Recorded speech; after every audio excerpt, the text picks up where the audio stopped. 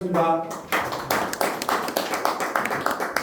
오늘 뜻깊은 날입니다.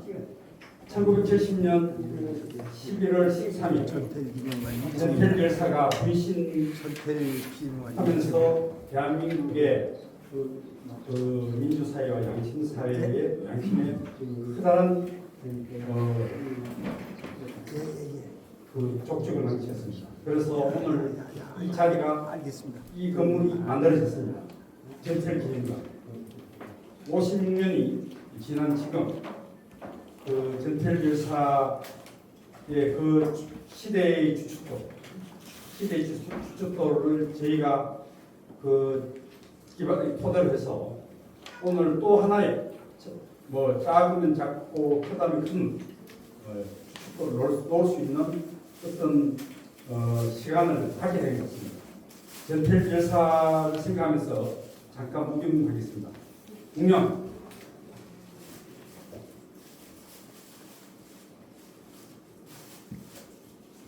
바로 오늘 바로 잘못된 편견백서, 대한민국의 민주주의의 권력의 가장 아킬레스에 해당하는 사법 권력의 문제를 정식으로 그리고 정면으로 마주하는 그러한 자리의 출발이 될 것 같습니다. 오늘은 진정한 사법개혁이라는 책자의 북 콘서트를 병해서 바로 이어서 연속적으로 다음 단계의 액션을 추진하는 그러한 자리입니다. 오늘 이 자리를 축하해 주기 위해서 많은 기빈들 오셨는데 일단 소개는 생략하기로 하고 인사 말씀 해주실 촛불행동 상임 대표이신 김민웅 대표님께서 축하 말씀 부탁드립니다. 예.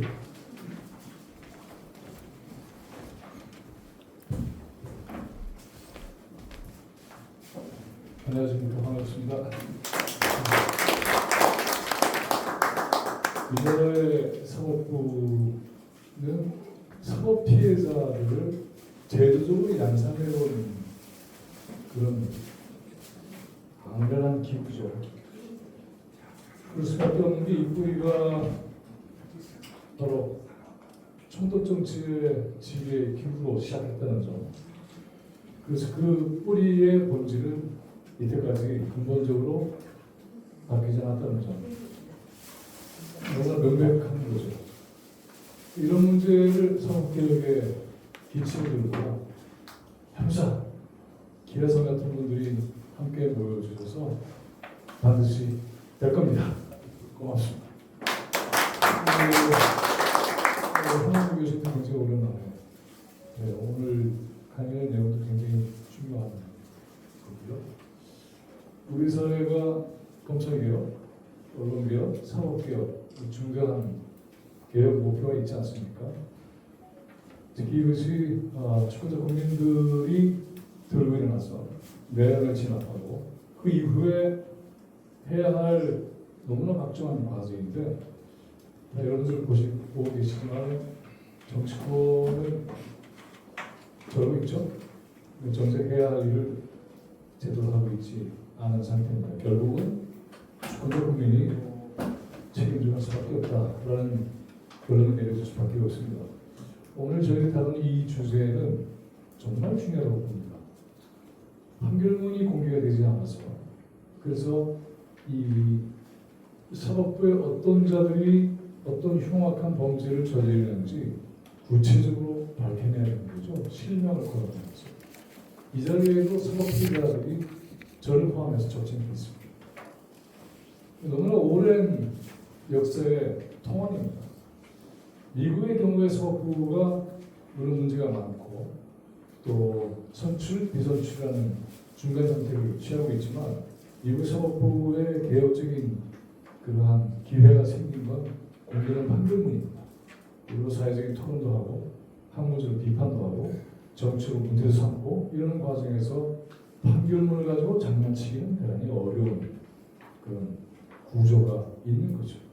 우리는 어디에서 어떻게 조항 하나, 문자 하나로 사람들의 목숨, 인생을 파괴하였어요. 파괴하는데도 모르고 켜켜이 쌓여 가고 있습니다. 오늘 이 자리가 판결에 대한 비판을 넘어서서 어떤 자들이 어떤 짓을 했는지 아주 구체적으로 거명을 하고 문제를 삼는 그런 노력이 출발된 것으로 기대해 봅니다. 지금 이 가져오신 책자 이름이 뭐였죠? 반헌법 행위제 열전도 굉장히 구체적인 자료를 가지고 네. 특히 이제 이 반헌법 이렇게 되어 있잖아요. 그래서 주권자의 권리, 인격 이런 모든 걸 말살시키는 그런 자들의 정체를 분명하게 드러내서 사회적 이들을 거명하고 그래서 이들이 주권자의 중대한 타격의 목표가 되게 하지 않으면 서부 개혁은 구체화될 수 없다 이런 확신을 가지게 됩니다. 저는 오늘 이 자리가 그런 뜻을 모아서 매우 중요한 역사적인 출발점이 될 수 있다라고 확신합니다. 특히 우리 유원영 교수님 고생하시고 계시고요. 아주 추진력이 대단하시네요. 박수 한번 부탁드립니다. 오늘 열매가 몇 개 될 것을 확신합니다. 고맙습니다. 네, 감사합니다. 자, 이어서 그동안 10년이 넘게 뜨거운 열정으로 대한민국을 바로잡는 대역사를 이루신 한항구 교수님의 반헌법 행위자 열정 이 나오기까지의 이야기를 듣도록 하겠습니다. 뜨거운 박수를 맞으십시오.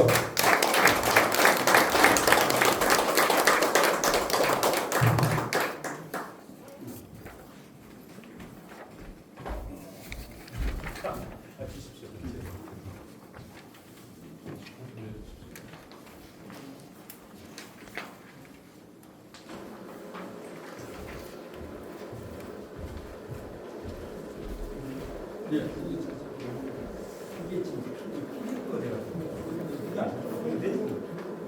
안 돼.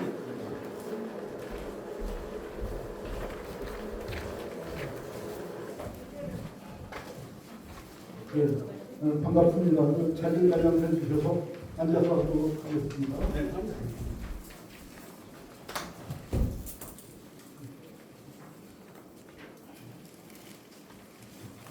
반헌법 행위자 열정을 들고 오면 좋은데 생기곤이 하도 무거워서 저희 여러분들이 갖고 와서 기자님들이랑 그것까지 다 들고 다니면서 너무 힘들어서 조금만 들고 왔습니다. 화면 전체 화면이 있을 거예요. 저기 화살표 오른쪽 두 번째 줄에 화살표.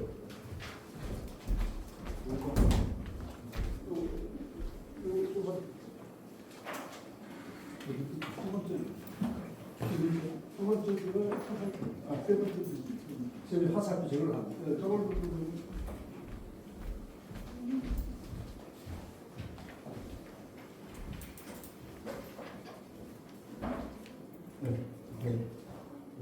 반헌법 열전이 나오기까지는 제목을 주셔서 그 책에 대한 소개를 드리겠습니다. 이 말씀을 드리는데 오늘 오신 분들 내일 10시에 국회도서관으로 다 초청하고 있습니다.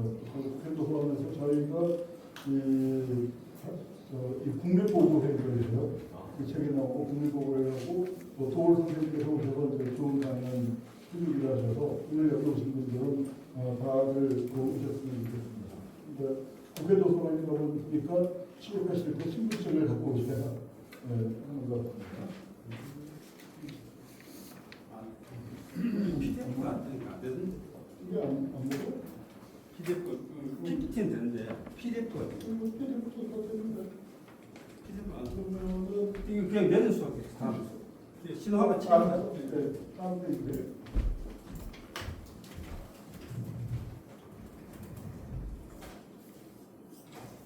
네, 오늘 이렇게 이제 저희는 뭐 비슷한 작업들을 하신 것 같아요.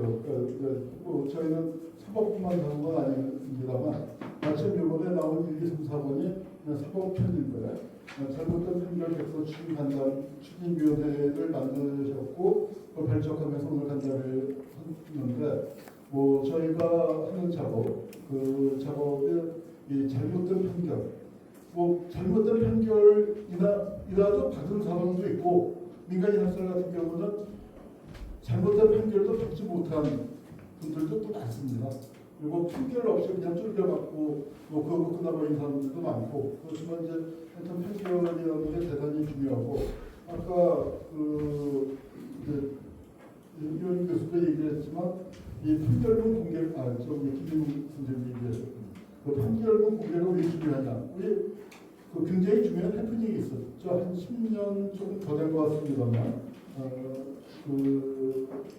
이제 그 당시에 이 진실화해위원회에서 이명박 정부 때였던 것 같아요. 이명박 정부 그 초창기에 진실화해위원회가 만들어지고 거기서 긴급조치 판결문을 공개한다고 했습니다. 그때 지금부터 10여 년 전이니까 긴급조치 판결을 내렸던 판사들 중에 대법원장 양승태를 비롯해서 여러 명이 그 판사들이 변직에 있었어요. 그러니까 난리가 난 겁니다. 이름을 공개하지 말라. 판결문 공개를 막을 수 없으니까 이름을 공개하지 말라. 근데 판결문에서 이름을 대면 되겠습니까? 이름이 없으면 판결문이 아니죠. 그건 코미디를 조금 말했었습니다. 책이 이렇게 나왔는데 각본 일본은 이제 대통령하고 총론 우리가 어떤 기준을 갖고 만들었다, 어떤 자료들을 이용했다, 그리고 내란 방어법회니까 구체적으로 어떻게 파악을 했다. 그리고 이런 것들을 설명하는 게 꽤 길고, 그다음에 발간 사람, 또 중요한 언론 보도입니다. 그런 거 하고, 그다음에 대통령을 넣었으니 그게 승권이 되는데, 다른 것에 비해서도 조금 얇습니다. 저는 한 750페이지가 800페이지씩 되고, 나머지 책들은 거의 뭐 한 30-40페이지 되는. 그래서 12권이 나오면 10,000페이지가 넘습니다. 그래서 이제 10,000페이지가 넘는데, 일단 4권이 나왔습니다. 일단 4권이 나왔고, 저것도 일단 간신히 나왔습니다. 앞으로 8권을 더 내야 하는데,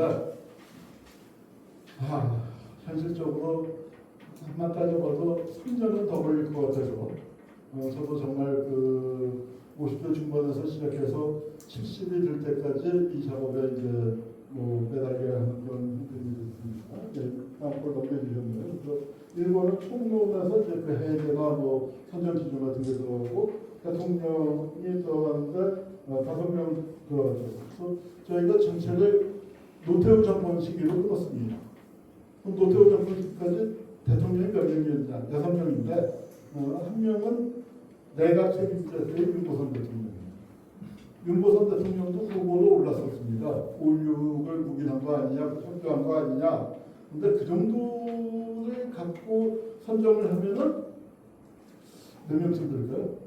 한 3,000명은 금방 나올 것 같아서 저희가 다 할 수 없기 때문에 윤보선이 뺐는데 그러니까 대통령 중심제 하에 대통령들은 정원 들어간 겁니다. 대법원장 3명 들어갔는데 각각의 사람을 쓸 때마다 뭐라고 썼냐면은 역대 최악의 대법원장이었다. 근데 밀보기가 최악의 대법원장인데 밀보기 그 다음에 유태현이 최악이었고요. 아까 유태현이 최악이었고 유태현보다 양승태가 더 나빴죠. 그런데 조희대는 어떻습니까? 훨씬 더 나쁩니다. 저 사람들은 소극적으로 그냥 이제 대법원장이 해야 할 인권을 최우로서의 대법원이 해야 할 그걸 잡아줬다 그러면은 조희대는 다 알다시피 제3의 내란을 일으키다시피 했던 그런데 그래서 이제 줄줄이 이렇게 했는데 저희가 처음에 시작할 때는 이 검찰 이쪽 편은 11, 12권이었습니다. 그런데 검찰개혁의 중요한 문제로 문재인 정권에서도 대두가 되고 그 앞에 정권에서 마찬가지였습니다만 그리고 윤석열이 당선이 되죠. 그리고 윤석열의 내란을 진압해 나가는 과정에서 사법 엘리트들이 무슨 짓을 했는지도 제가 설명을 안 드려도 여러분들이 다 절감하셨고 절감하셨기 때문에 이런 오늘 같은 모임이 만들어졌을 거라고 생각합니다. 그러다 보니까 우리가 통상적으로 생각했었던 중앙정보부나 보안사나 고문경찰 또는 군사독재 이런 것보다는 현재의 시점에서는 이 사법 엘리트들을 제대로 좀 그 역사의 법정에 세우는 게 필요하겠다 해서 이제 순서를 바꿔서 이제 실시를 쓰거나 있었던 게 2, 3, 4부도 그 앞서서 그렇게 나오게 됐습니다. 그래서 내일은 그 이제 도올 김용 선생님께서 총체적인 강연을 해주시고 각계 전문가들을 모셔서 서평회를 여러 형식으로 했습니다. 이번 법원편은 그 과거사 사건 많이 하고 여기도 또 아마 다시 인연을 맺으실 분들 계실 수 있다고 생각하는데 법무법인 소수의 김영태 변호사 이제 과거사 관련 그 법조인 중에서 대표적인 분이죠. 그다음에 저 일본 총로는 정혜구 선생님 그 성공회가 저하고 같이 계시다고 들으셨지만 우리나라의 대표적인 한국 정치사 최고봉이죠. 정혜구 선생님이 대통령편을 맡아주셨고 법원편은 김영태 변호사, 홍보는 법원과 검찰의 탄생이라고 아주 그 독특한 100페이지가 넘는 명작을 쓴 문준영 교수가 맡아주셨습니다. 그런데 문준영 교수께서는 개인 사정 때문에 내일 오시지 못하고 제가 그냥 요약해서 소개해드리고 검찰편 4호는 김인현 교수 시하시는 그 문재인 대통령하고 검찰개혁에 대한 착도서고 감사원장 직무대행도 하셨던 그 김인현 교수가 그 사고를 써서 각계 전문가들이 이제 이 책에 대해 그 내용에 대해서 구체적인 평을 해주십니다. 그 사법개혁은 이제 또 한 가지 이제 이거는 이제 저희가 저희 집필팀의 역사학자도 있고 정치학자도 있고 그다음에 진실사회위원회 같은데 조사관도 있고 사회학자도 있고 이제 다양한 부서로 되어 있습니다만 사실 이런 작업은 법학자나 법조인들이 했어야 할 작업이라고 생각합니다. 특히 2, 3, 4번은 그러니까 한국 사법수사나 한국 법조사에 이런 지도가 전혀 없었습니다. 그리고 검찰개혁이나 사법개혁 같은 거 얘기할 때 제도 개선 문제가 주요 얘기가 됐지 구체적으로 어떤 행위를 했는지를 밝히지 못했습니다. 저희가 이 작업을 하면서 저희는 일단 개인에 대해서 초점을 뒀고 그렇지만 그 개개인들을 이렇게 조사를 하다 보니까 각 기관들 그래서 이제 그 4대 공안기관이라고 할까요? 중앙정보부, 안개부, 국정원, 그다음에 보안사, 보안사, 그다음에 대공경찰, 그리고 공안검찰 거기에 대한 상세한 자료집을 저희가 또 하나씩 만들어봤습니다. 그건 아직 좀 다듬어서 저희 작업이 끝나고 난 다음에 이제 좀 책으로 낼 예정입니다. 여기 이제 보면은 이 사람들이에요. 이 사람들을 이제 저희가 사진을 실으려고 하다가 사진을 보니까 좋은 사진 구하기도 힘들고 또 저작권 문제, 창법 문제 그런 것들이 걸려서 마침 AI 도움을 많이 받았습니다. 대통령 5명이 때부터 그 적당한 사진들을 이제 AI에다 주고서 좀 그림을 그려봐라 했더니 이렇게 뽑아줬는데 아주 근사하게 나왔어요. 한두 명은 좀 다른 것 같아서 이제 다시 좀 해봐라 이제 그렇게 해서 했고 그래서 이렇게 이제 나왔고 이제 아까 보셨겠지만 이제 이번 저희가 전체 뽑은 게 312명입니다.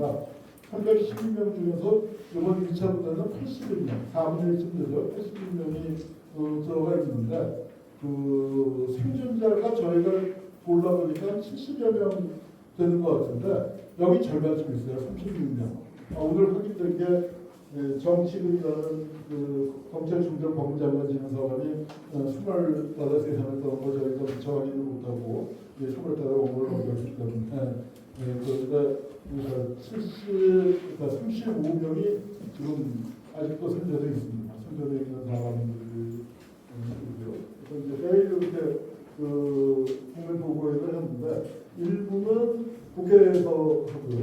2부는 이 책을 들고 여기 참석자 중에 한 절반쯤이 버스를 대절해서 마성 보건에 가게 됐습니다. 거기에 김주열 사무위원이 있거든요. 그래서 그리고 거기 계신 분들은 국가폭력 피해자이시기도 하고요. 또 저도 이 작업을 처음 시작할 때는 아니었는데 그 사이에 작업을 하는 동안에 제가 재혼을 했는데 저희 아내가 국가폭력 피해자 유가족이에요. 저희 자식이 69년도에 남조사 해방절이었던 사건은 67년이었습니다만 69년도에 저희 아내 7살 때 사형을 당하셨습니다. 그래서 이제 저도 그러니까 이 작업을 하는 데서 제가 뭐 연구자이자 활동가로서 작업을 시작했지만 그 중간에 제 신분이 또 유가족이기도 뭐 그렇게 변화가 되면서 여러 각도에서 저로서도 굉장히 그러니까 작업을 열심히 하지 않을 수 없는 그런 상황이 됐습니다. 그래서 시간이 되신 분은 마석까지 가신 분들은 좀 미리 오늘 끝나고 저한테 그 말씀해 주시면 되고요. 그다음에 이제 여기 그 도울 선생님께서 그 내일 강연을 해주시기를 하셨는데 책을 보내드렸더니 아이분이 아주 흥분을 하셨습니다. 도울 선생님이 요새 현대사 책을 많이 쓰셨거든요. 동학에서부터 시작해서 제주 4.3 여순 사건 그리고 또 만해 한용운 그 공양 여운형 이제 그런 책들을 쓰고 또 부산 시민혁명 그 북망제를 하는 책을 그 며칠 후에 나왔습니다. 책이 그 지금 인쇄 중인데 그래서 현대사 쪽에 굉장히 관심을 갖고 열심히 자료도 모으시고 또 당신이 글을 쓰시고 하는데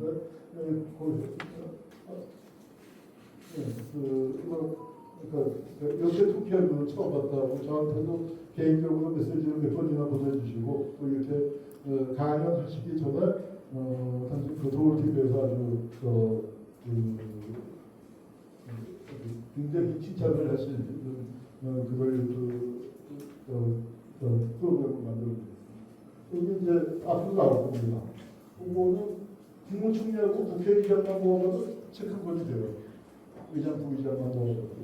그다음에 정치 관료 이렇게 해서 이제 이거를 그러니까 다른 데 없이 좀 어려운 사람들 집어넣고 저희가 주로 직책을 중심으로 뽑았습니다만 몇몇 사건들은 백범 암살이라든가 제주 사람이라든가 사건 중심으로 뽑았습니다.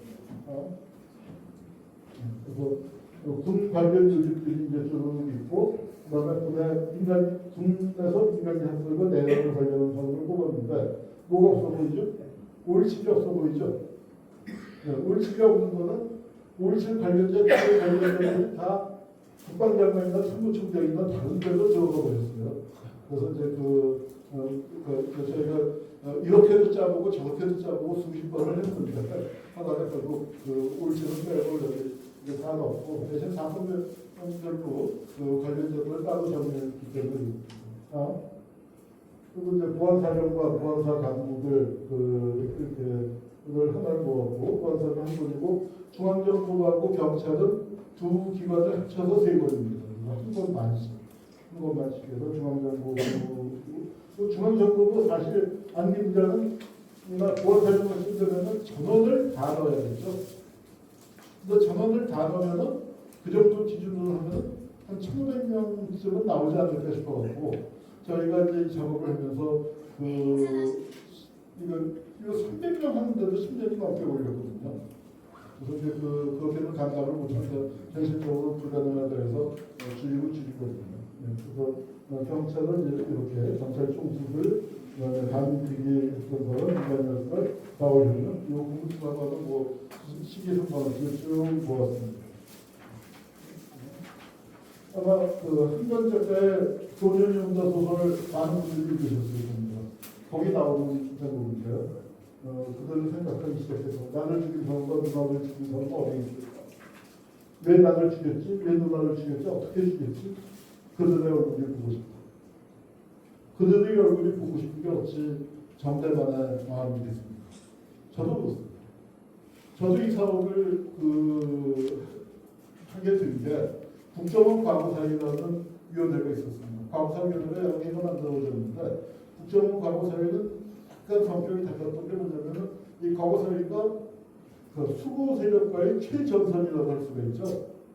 그 최전선에서 싸우는데 국정원 과거사위는 그 최전선이 아니라 적진 깊숙이 들어가서 작업을 했었습니다. 그래서 그때 지금보다 훨씬 젊었고 한 20년 전이었기 때문에 훨씬 젊었고 또 그때 하여튼 불불 낚아지고 죽어라 하고 열심히 했는데 그게 좀 상담하다는 말까? 우리 보고서 자체가 성과가 없었다고 생각하지는 않아요. 보고서 75점, 80점 정도는 듭니다.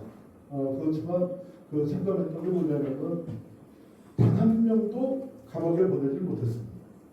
그리고 단 한 건의 제대로 된 사과도 받아내지 못했습니다. 그리고 그 보고서는 제 마음대로 할 수 있는 게 아니었기 때문에 거기에서는 가해자들의 이름이 대개 땡땡땡으로 처리가 됐어요. 그래서 이제 그 국가폭력 문제가 우리가 정의가 실현되지 않았다는 거 보냐면 가해자들이 제대로 처벌받은 적이 없죠. 그런 상황에서 이게 이제 뭐 과거 청산 작업해서 위원회도 수없이 만들고 그렇게 했는데 그거 어떻게 해야 할까? 그리고 국가폭력과 과거사가 과연 현재 문제인가? 이거 과거사인가 현재 문제인가? 그리고 해결되지 않는 과거를 어떻게 해야 할까? 현실에서 끊임없이 되살아나는 거잖아요. 여러분 5.18이 언제적입니까? 만 46년 전이에요. 46년이라고 치면은요. 해당된 직후에 보면은 19세기 얘기예요. 의병전쟁 해서 때가지고 동학농민전쟁에 가까운 그렇게 오래된 시기입니다. 그런데 자꾸 되살아나서 많은 사람들 상처를 주고 있잖아요. 언제까지 그렇게 해야 될까요? 우리 과거사를 밝히는 사람들한테 저쪽에서 하는 얘기가 저 자식들은 언제까지 과거사 타령이냐? 그런 얘기 많이 합니다. 아니 언제까지 친일파 타령이냐? 그런 얘기 많이 들어보셨겠죠?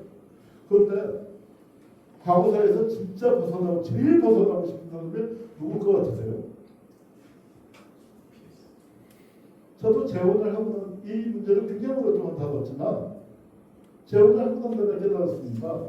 과거사에서 진짜 벗어나고 싶은 사람들이 피해자라는. 근데 하여튼 이 한국 사회에서는 엄청난 이게 안 되고 넘어갔습니다. 이게 친구인명사전이라는 걸 만들겠다고 저쪽에서 2009년도에 그랬습니다. 고용주하고 아스팔트 오파하는 사람 있죠. 그래서 이렇게 했고 여기 100명 명단을 이제 발표를 했습니다. 저도 그렇고 정의구 교수님도 들어가 있고 모양이 들어가 있습니다. 저쪽은 책에 안 나왔어. 왜냐하면 이거 실제로 구체적인 책을 만드는 거는 생각보다 대단히 어려운 작업이고 굉장히 힘들게 일을 하는 작업이거든요. 저거 안 나오고 또 책을 간다고 했다가 김대중 노무현을 몇 했어. 100명 정도는 없었거든요. 아마 부담스러우니까 안 들어갔거든요. 그러니까 그부 양반 얘기 들려서 고용자한테 빨갱이야. 그래서 고용주도 그걸 빨갱이 소리를 웃지 못할 일이 있었습니다. 저희 고용주는 이거는 저희가 책을 내는 건 다음에 MBC에서 인터뷰를 했어요. 그랬더니 이제 명예훼손 주변에서는 고용주 같은 작자는 명예훼손 소송을 걸 거다. 그렇게 지목을 했는데 저는 고용주는 소송 안 걸 거예요. 왜냐하면 우리가 동업자끼리 동종업종에 종사하는 거거든요. 그래서 안 할 거야 했는데 역시나 그런데 동종업자 친구는 굉장히 센 발언을 했어요. 그 책에 이거 명예훼손 아닙니까 하는 식으로 유도 질문을 했는데 명예훼손이라니 영광스러운 거지. 우리가 헌법을 열심히 지켰기 때문에 빨갱이들이 우리를 이렇게 지목한 거지. 여기 끼지 못한 놈들이 반성해야 돼.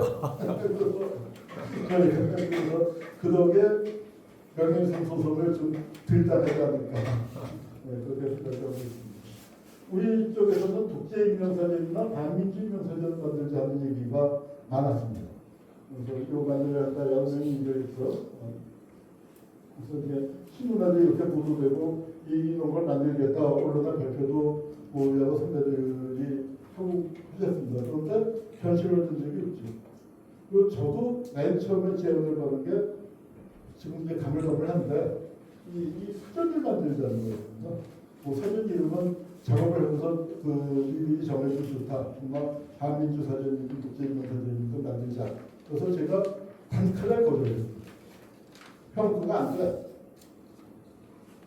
그거는 친일명 사전하고 달라.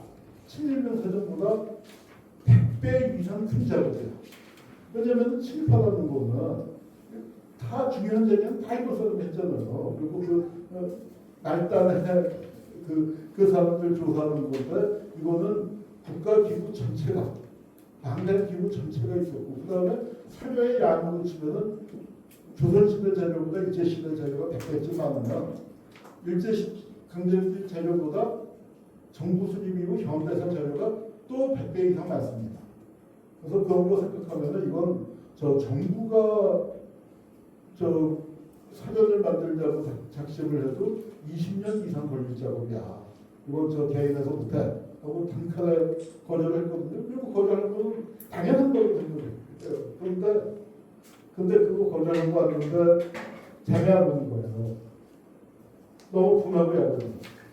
왜냐하면 이 문제에 대해서 누구보다도 제가 제일 잘 알고 있고 그리고 뭐 그 선배는 저를 찾아왔지만 그것도 그래도 이런 작업을 시작한다고 하면 제일 또 그래도 열심히 뛸 만한 위치에 있는데 저 사전을 만드는 건 도저히 불가능하거든요. 그래서 그참 너무 약이 올라서 며칠 국민을 주변 사람들하고도 상의하고 했는데 그 결과가 열전입니다. 사전은 못 만듭니다. 그런데 열전을 만들어보자. 몇 명을 할까? 1000명, 10,000명, 500 정도 간다는데 100명은 너무 적어. 그래서 300명을 만들어보자 해갖고 열전 계획을 시작했습니다. 그래서 하여튼 그래서 이제 처음에는 뭐 5.16 유죄로 국정원 과거사를 했기 때문에 그리고 그 한국전쟁이나 민간인학설은 또 자료의 성격 자체가 달라요. 그래서 요거는 내가 국정원 과거사를 했었던 책임이 있으니까 여기부터 하자 그렇게 생각을 했는데 이 세월호 사건이 일어났습니다. 세월호 사건이 일어났는데 거기서 이 죽음의 항해가 인천 앞바다에서 시작된 것이 아니라 인천항에서 출발을 했지만 한강 대륙으로 도망간 거예요. 가만히 있어가지고 그러지 않았습니까? 가만히 있어요. 거기서부터 시작됐구나. 그걸 느끼게 되고 이거 민간인 학살 쪽을 그러면 다른 팀에서 할까 했는데 안만 봐도 할 것 같지 않아요. 그래서 우리가 판을 벌리는 김에 작업량은 2배 이상 들어가겠지만 2~3배 들어가겠지만 이것도 우리가 하자.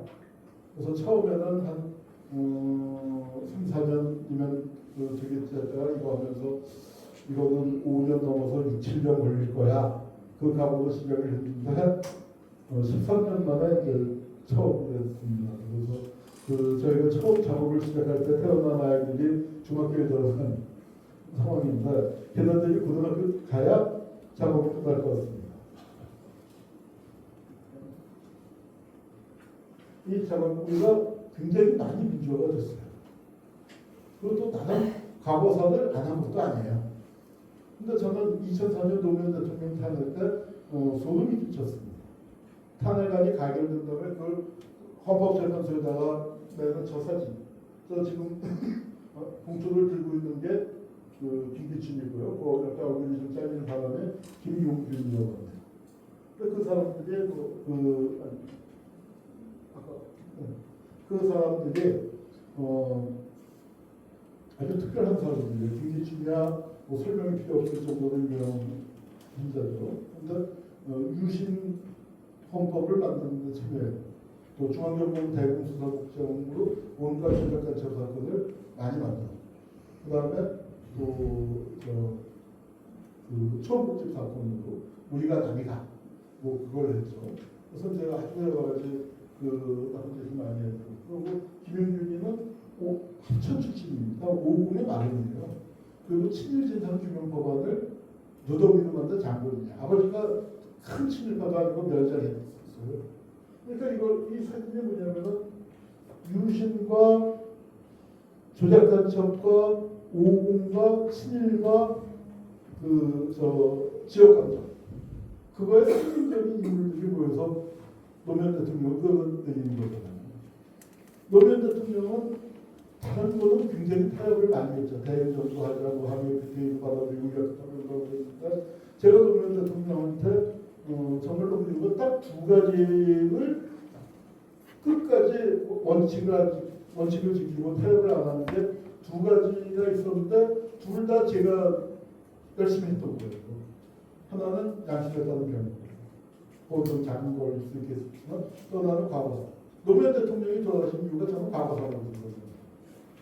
노무현이 왜 수목골 선거에 위해서 해달라는 거 다 해줬잖아요. 그래서 노무현 대통령 참 좋아했지만 많이 실망하고 많이 비판했었잖아요. 합의 FTA 한다 이것도 변한다고 뭐 엄청나게 비판을 하고 저도 그 노무현 대통령 탄핵 때는 낮에는 대학로 가서 파병정부를 비판한다 하다가 밤에는 강원에 가서 노무현 대통령을 지키자. 그래서 이거 뭐저 대구 평생 대구 쫓아다녔지만 이렇게 헷갈려서 우리도 덜어버리겠다. 그 농담하는데 노무현 대통령이 결국 돌아가시고 저는 과거사 진심했다고 생각합니다. 2015년이었습니다. 우리가 이제 2015년 재헌절을 맞춰서 이 작업을 이런 걸 하겠어 하고 보도 자료를 돌렸는데 그때 깜짝 놀랐어요. 저희도 기자회견 한 것도 아니고 보도 자료를 돌렸는데 경향신문이 일면 토부 썼고 한겨레가 일면 사이드 토부 썼어요. 그리고 한겨레는 사설을 쓰고 그리고 또 전화도 이만열 선생님 불러서 뭐 인터뷰도 길게 하고 그때는 아마 박근혜 정권이라서 그랬던 것 같습니다.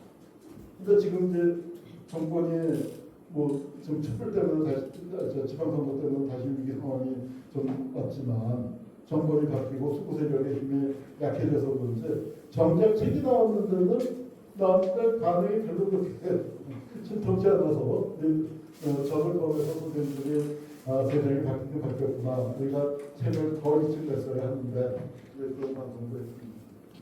그런데 방송을 했던 영상 발표를 2015년에 이런 작업을 합니다. 그걸 공개했고 저희가 그동안에 준비해서 1년 넘게 준비해서 2017년 2월 달에 예비 명단 405명을 발표했습니다. 그래서 박근혜 정권 때 시작했는데 차이는 뭐냐면은 박근혜가 한참 잘 나갈 때 시작을 했어요. 근데 이 명단을 발표할 때는 박근혜가 국회에서 탄핵이 되고 아직 헌법재판소에서는 그 파면 의결이 되지 않은 그 시점에 이제 나오고 있습니다. 그래서 저희가 2015년 10월 달에 결정신청위원회를 만들었고, 어쨌든 이제 그날 10월 12일이 그 국회에서 반일 투기가 출범한 날이어서 그걸 기억하면서 근데 이제 이걸 하고 났더니 이거 하고 우연이었는지 어떤 일인지 잘 모르겠습니다만 다음번 행정에서는 제가 발의했기 때문에 그런지 모르지만 고무렵에 제가 한 강연을 갖다가 어떤 역사 선생님이 아니라 압구정도 경대고등학교의 영어 선생님이었는데 담임 선생님 시간이라는 게 있나 봐요. 담임 선생님 시간은 제가 한 강연을 써줬습니다. 제가 고등학생 선생님도 게 아니고 무슨 예술 쪽의 전문가들 모아놓고 한 강연입니다. 거기서 이제 무슨 얘기를 하냐면은 박정희가 빨대이고 잡혀 들어왔었잖아요. 그때 박정희가 죽었으면은 그때 많이 죽을 테니까 그 정도 형이면 사용당할 테니까 죽었으면은 박근혜는 태어나보지도 못했다. 그 얘기를 했습니다. 저만 했겠습니까? 그 얘기도 조갑제도 많이 했습니다. 조갑제도 많이 했는데 그 얘기를 제가 한 얘기를 묘하게 뒤튼 거예요. 저는 죽었으면이라고 그냥 가정법으로 했는데 그때 죽었어야 했는데 그러더니 그렇게 하더니 이제 온갖 그 중편에서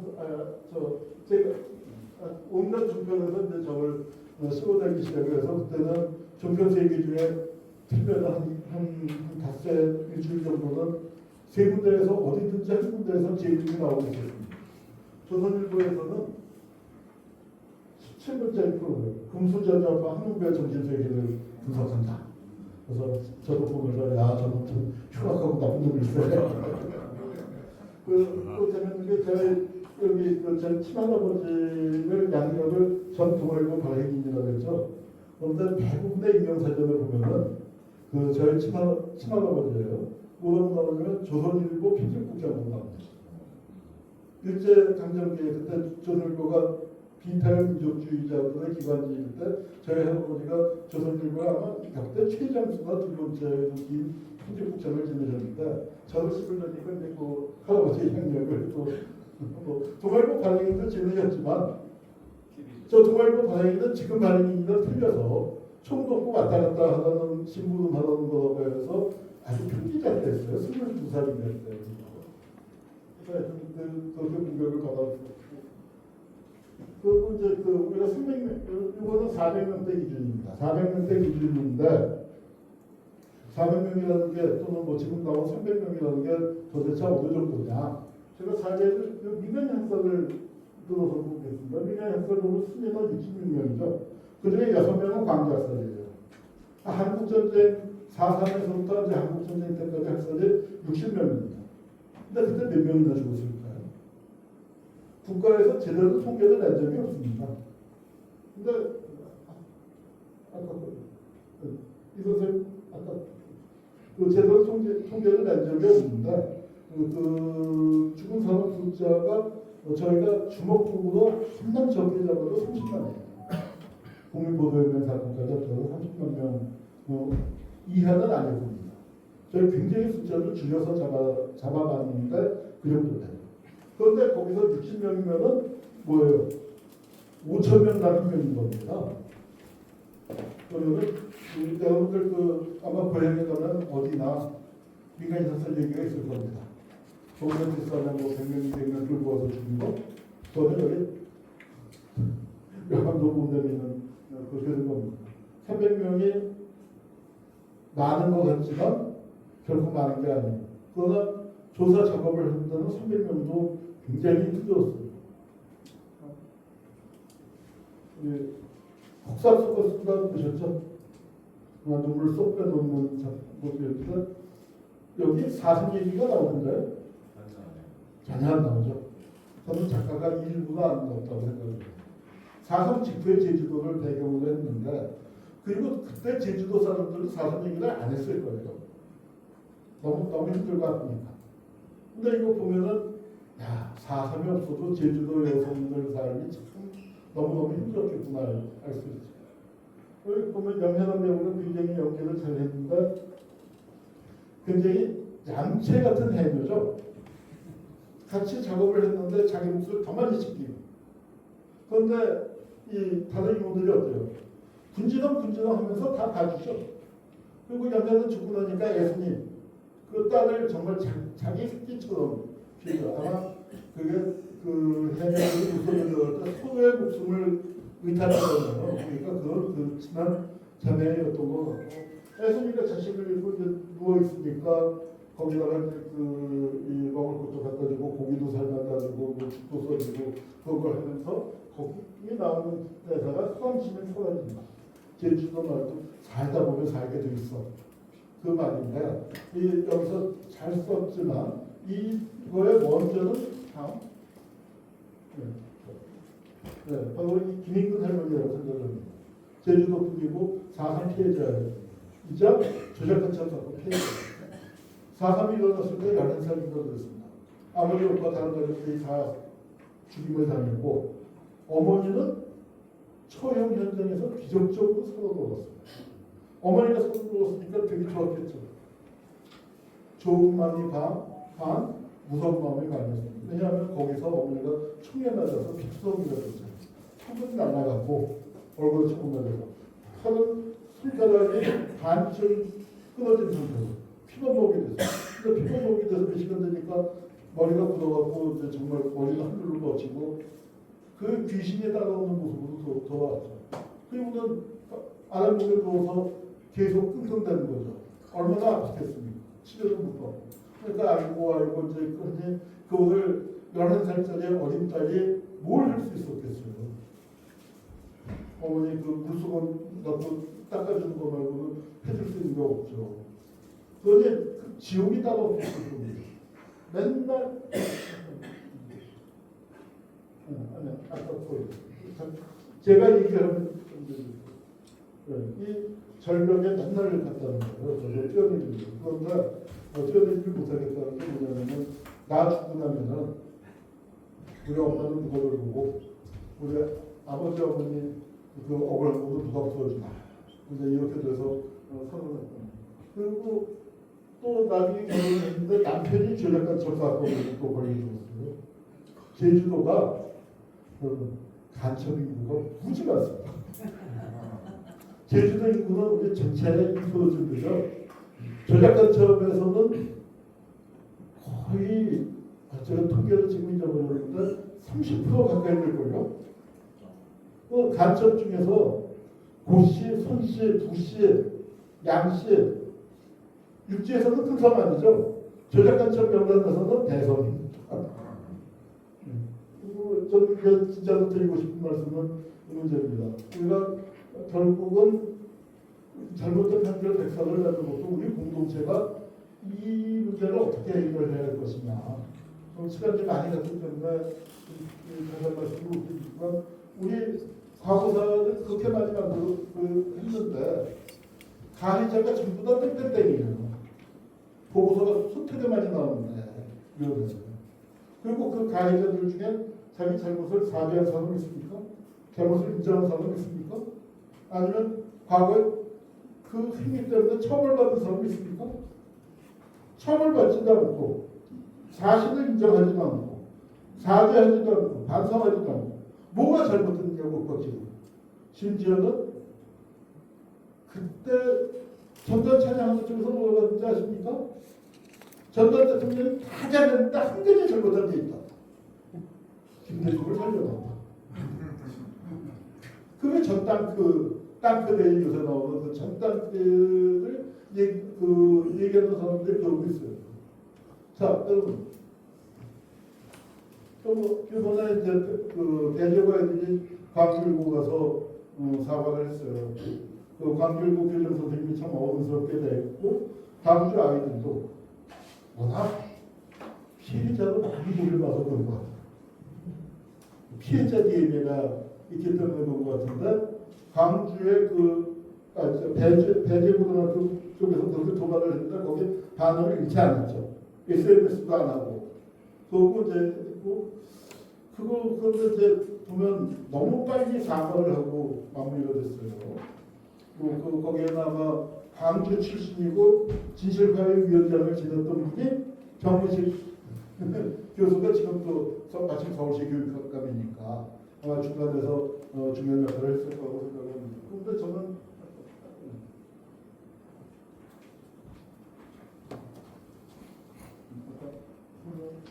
여기 이제 보면은 화해라는 이름의 풍경, 화해를 강조한 풍경. 여러분 아마 그거 다 해보신 적 다 있을 거예요. 어렸을 때, 1학년 2학년 때, 친구하고 싸우면 선생님이 불러놓고 뭐라고 그래요? 아니 그 기준이 뭐예요? 누가 먼저 때렸어서 선빵의 정치학이라는 겁니다. 누가 먼저 때려서 물어보고 때리는 한테 무조건 화해해. 무조건 사과해. 그리고 저거 하면은 맞은 날은 굉장히 억울하죠. 그리고 저놈의 사과가 제대로 된 사과도 아니고 그 어린이가 모릅니까? 분위기 보면 다 알죠. 눈치도. 그러니까 이제 내 마음에 풀리지가 않는데 선생님은 뭐라고 해요? 너 뭐하니? 얘가 사과했는데 빨리 화해해야지. 앞으로 해야지. 그렇게 화해라는 이름의 풍력을 강제당하는 경우들이 참 많습니다. 근데 우리 가해자들은 거의 다 처벌 안 받았어요. 그런데 가해자가 잘못을 인정하지도 않고 반성하지도 않고 사죄하지도 않고 피해자한테 용서를 구하지도 않고. 그런데 사죄가 용서가 가능할까요? 저는 피해자가 사과하지도 않고 잘못을 인정하지도 않는데 사과한다는 건 그건 신의 영역에서는 가능할지 몰라도 인간의 영역은 아니라고 생각해 왔습니다. 그런데 생각보다 용서했다는 피해자가 엄청 많습니다. 저도 결혼을 하고 난 다음에 아내한테 아내는 이제 장인이 박정희한테 죽었죠. 그렇지만 박근혜가 나오니까 덜어버리겠다는 거예요. 근데 이게 학교폭력 피해자들 이게 얘기가 많이 나오지만 거기 지금 가해자로 지목된 사람들이 어떤 사람들이 지목되죠? 주로 연예인입니다. 그럼 왜 연예인들이 된 사람들이 승질이 들어서 학교폭력을 많이 행사해서 그럴까요? 그게 아니라 폭력을 당한 사람들이 잊어버리고 살았죠. 뭐 10년, 20년 전에 이미 잊어버리고 살았는데 그걸 그 가해자가 텔레비에 맨날 나오니까 그걸 확 살아나는 거예요. 근데 이제 저희 아내도 잊어버리고 살았는데 박근혜가 이제 그렇게 되니까 박근혜가 이제 되니까 이제 돌아버리겠는 거예요. 그러니까 이제 한 얘기가 뭐냐면은 그러니까 정말로 떼굴떼굴 굴르면서 기도를 했죠. 9시간 기도를 하고서 박근혜를 용서하기로 했죠. 그게 무슨 뜻이겠습니까? 자기가 견딜 수 없으니까 용서하는 거예요. 자기가 견딜 수 없으니까. 그걸 전문가들은 기억의 자살이라고도 부르고 기억의 타살이라고도 부르고 그렇습니다. 저는 그 과거사 문제를 절대로 가해자와 피해자의 문제로 봐서는 안 된다고 생각합니다. 가해자, 피해자뿐만 아니라 수없이 많은 목격자가 있었고 또 그 목격자보다 훨씬 많은 잘 몰랐지만 그 어렴풋이 그런 일이 있었다는 걸 뒤늦게 알게 된 공동체의 다수 구성원이 있었습니다. 공동체의 다수 구성원들은 그동안 어떻게 행동해왔어요? 이게 다른 폭력이 아니라 국가폭력입니다. 반장이 저지른 폭력이 아니라 학교 폭력이 아니에요. 국가폭력이다 보니까 국가가 시킨 대로 끌려가고 피해자는 빨갱이였습니다. 피해자의 잘못은 됐고 모든 책임을 피해자가 져야 하고 피해자가 공동체에서 배제됐죠. 그런데 이걸 정상화한다는 건 뭐예요? 피해자한테 네 잘못이 아니야 하고 공동체의 성원으로 복귀시키는 거예요. 그런데 학교폭력이 일어나면 제일 먼저 취하는 조치가 가해자와 피해자의 분리입니다. 가해자가 사죄도 하지 않고 용서도 하지 않고 반성도 하지 않고 처벌도 받지 않았을 때 우리는 어떻게 해요? 전 방어로 행정처님하고 아주 뒤늦게 그들을 처벌하지 못했지만 역사의 법정에 세우자. 역사의 법정에 세우자. 그래서 역사의 법정에 세우는 공소장으로 마련했습니다. 그런데 요새 제가 하는 작업이요. 과거사와 관련된 그 시민사회의 여러 가지 활동을 하는 사람들이 많지만 제가 하는 작업이 제일 과격한 작업입니다. 다들 가해자 얘기 안 합니다. 피해자 편에서 작업을 하죠. 그래서 제가 제일 과격하다고 생각을 해왔는데 저보다 과격한 사람을 만났습니다. 누굴까요? 이재명 대통령. 그리고 한국의 대중문화가 저보다 더 과격하게 나갑니다. 이현영 선생님이 나미국에서 이걸 넘기셨지만 대중문화에서 보면은 이 과거사 정리가 바로 되어야 한다는 드라마들이 많고 또 복수라는 개념이 과거에는 상황 싸움에서 대신한 연희한테만 복수 부셔버릴 거야. 그게 가능했지만 지금은 복수 얘기가 많이 나옵니다. 학교폭력도 나오고 다른 사회적인 문제도 나오고 오죽하면 모범 택시처럼 복수 대행 주식회사가 나왔습니다. 그래서 복수 사회적인 인과응보 이런 것들에 대한 국민들의 관심이 아주 높아졌고요. 그리고 그다음에 그게 높아졌을 뿐만 아니라 사람들이 피해자의 관점에 많이 씁니다. 피해자의 관점에 쓰는 게 뭐냐면은 학교폭력의 가해자 피해자가 어떻게 돼요? 큰일 나죠. 2차 가해라고 그러죠. 또 성범죄 여기 정 변호사님도 참 험한 걸 당하셨습니다. 그런데 야 이거 이상해.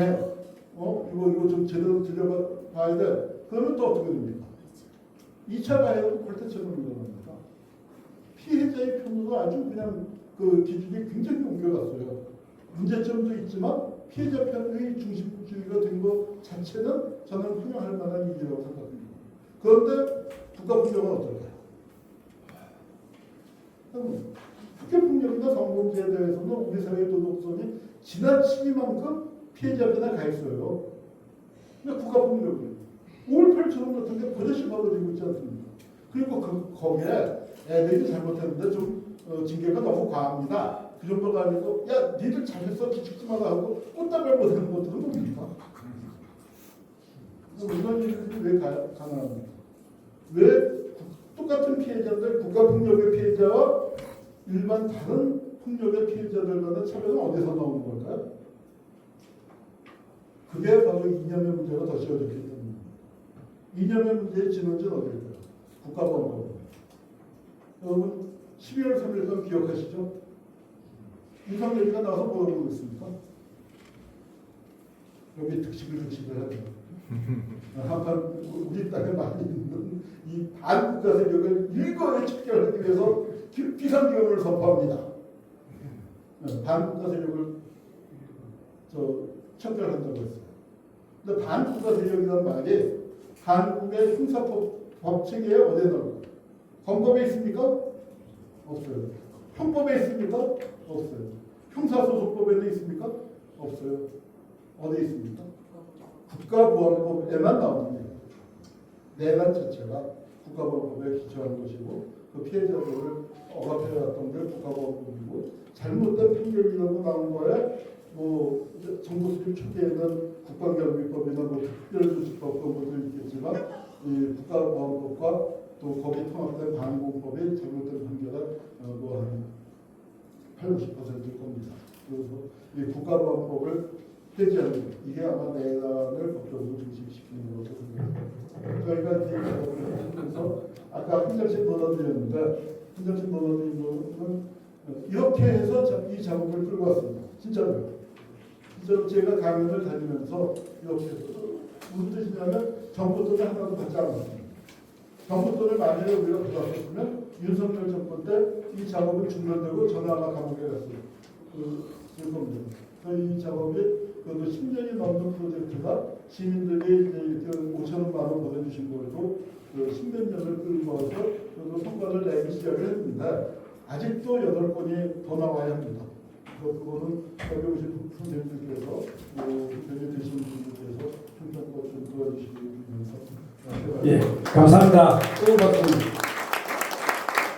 한홍구 교수님은 유탐사에서 사실 그